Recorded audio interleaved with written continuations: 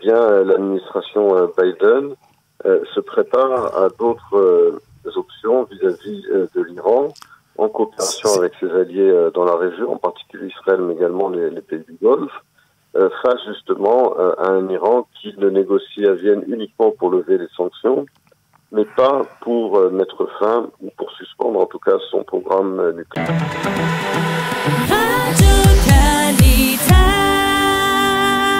Nous sommes en ligne avec le professeur Emmanuel Navon. Emmanuel, bonjour, Boker Tov. Bonjour.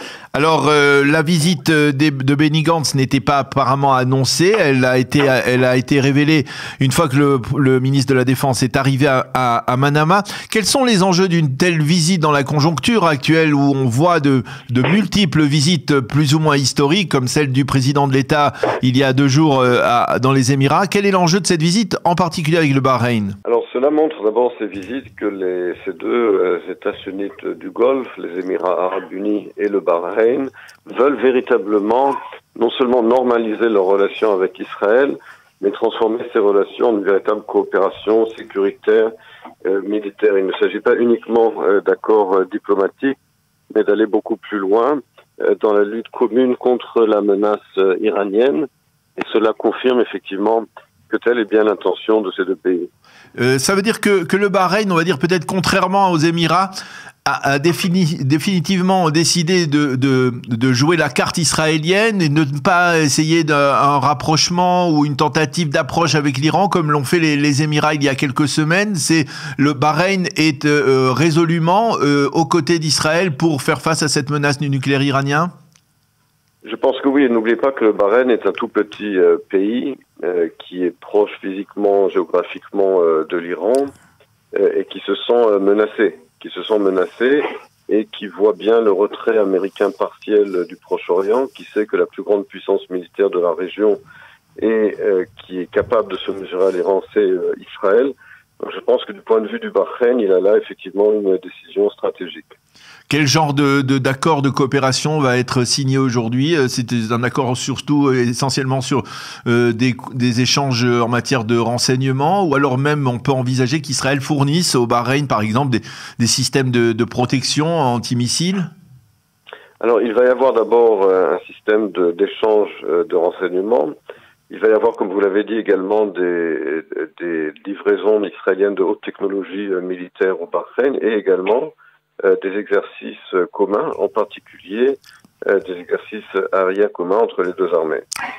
Alors, je voudrais maintenant aborder un sujet qui va être au cœur aussi de la visite de Benny Gantz, puisque le ministre de la Défense va visiter une des bases de la 5e flotte américaine, qui est stationnée au Bahreïn. Et cette visite, et Benny Gantz, dans une intervention au centre d'études stratégiques de l'université Reichman, a affirmé qu'il y avait, on va dire, un renforcement de la coopération sécuritaire entre Israël et les États-Unis.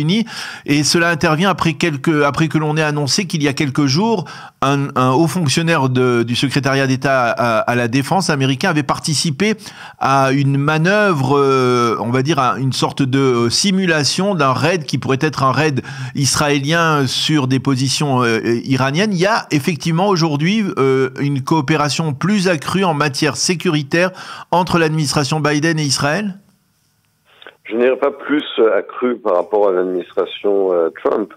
En tout cas, ce qui est clair aujourd'hui, c'est que, alors même que les discussions de Vienne ne semblent pas aboutir, eh bien, l'administration Biden se prépare à d'autres options vis-à-vis de l'Iran, en coopération avec ses alliés dans la région, en particulier Israël, mais également les pays du Golfe, face justement à un Iran qui ne négocie à Vienne uniquement pour lever les sanctions, mais pas pour mettre fin ou pour suspendre en tout cas son programme nucléaire. Donc il est clair aujourd'hui que les États-Unis se préparent à un plan B. Ce plan B au Proche-Orient, il ne peut avoir lieu qu'en coopération étroite avec ses alliés dans la région. Quand on parle de plan B, vous pensez que c'est tactique, et quand on connaît l'administration Biden, qui n'est pas une administration, on va dire, particulièrement militante et belliqueuse, est-ce que vous pensez que c'est seulement une tactique pour essayer d'obtenir à Vienne des concessions de la part des Iraniens, ou il y a véritablement une volonté d'envisager l'option militaire chez les Américains? Je pense que l'administration Biden, aujourd'hui, sur tous les fronts, est finalement acculée à prendre en considération la menace militaire, qu'il s'agisse de l'Iran au Proche-Orient, qu'il s'agisse de la Russie en Europe de l'Est, en Ukraine, et qu'il s'agisse de la Chine à Taïwan.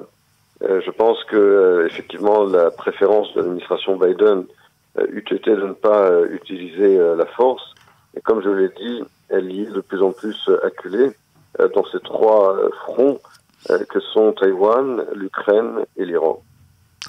Alors, je voudrais avec vous, Emmanuel, également évoquer un sujet dont nous allons parler dans quelques instants avec notre second invité, Vincent Chebas, du département, qui est directeur du département francophone à NGO Monitor. Je voudrais revenir avec vous sur le rapport d'Amnesty International. Vous avez certainement consulté ses principales conclusions, le fait que Amnesty inclut, on va dire, même l'ensemble des Arabes israéliens dans de ce qu'il appelle l'état d'apartheid, qui est l'état, selon lui, l'État d'Israël.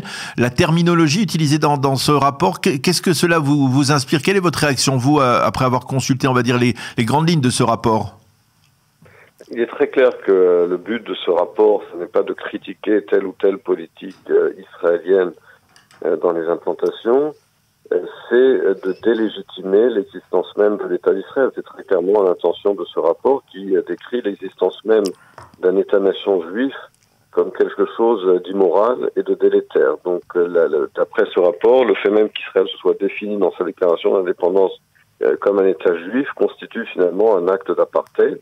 Évidemment que Amnesty n'applique pas la même logique au reste des États-nations du monde. La plupart des pays du monde sont des États-nations, mais Amnesty finalement nie uniquement au peuple juif le droit à l'autodétermination nationale. Cela fait partie évidemment de l'activité des organisations palestiniennes.